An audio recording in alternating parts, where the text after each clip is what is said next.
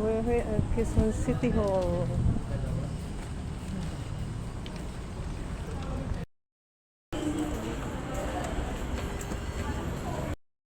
Ga-apply tayo ng Quezon City ID. Punta tayo sa 5th floor. Una, sasakay ng elevator.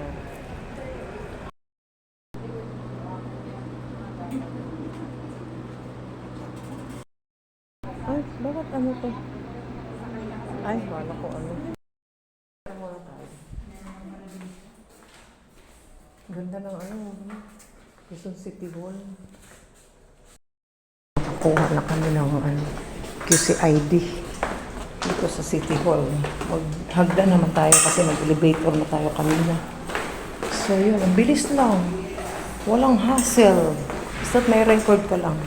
So okay na. Online ka lang, mag-online tapos fill upan mo. Okay na. So may ID ka na. O diba? Sa library. Magkaano tayo ng library dito sa Quezon City Hall. Kasi para dito mag-OJT si ate. Ayan. City! Ayun Library Quezon City. Ang ganda Quezon City Library. Ayan, ang library ng Quezon City. Ang ganda. Ayan. May mga nature spring pa. Tapos tumutunog-tunog pa yung nature spring. Sa site ng trabaho. May internship program sila. Ito yung City Hall ng Quezon City. Parang dami kong tanong. Ikot muna tayo dito sa Quezon City Hall. Malaki na. May free tapos kain na ako sa bahay. Ang bilis lang. Kumuha lang kami ng QCID. So, uwi na. Ayan na. Walking na tayo.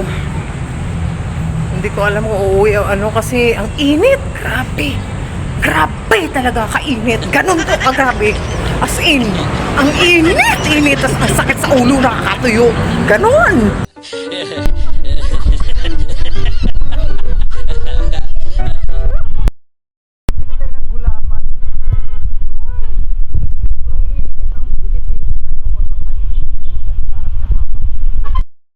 So ayan, nandito na naman tayo ha.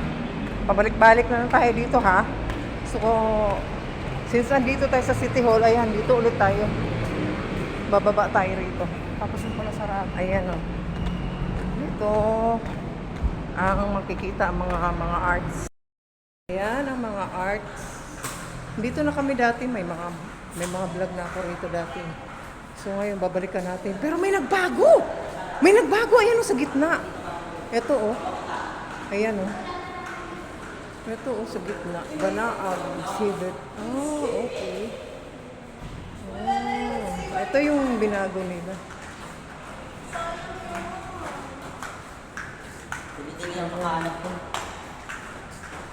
May mga dinisplay silang mga art. Wow.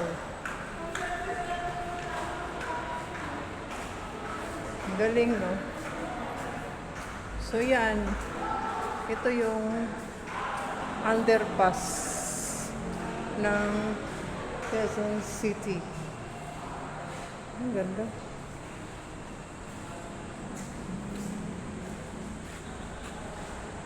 Ikanakit. Patring. Nandiyan pala si Lolong. Oh, ang laki si Lolong. Grabe. Payong, hindi pwedeng walang payong. Ayan.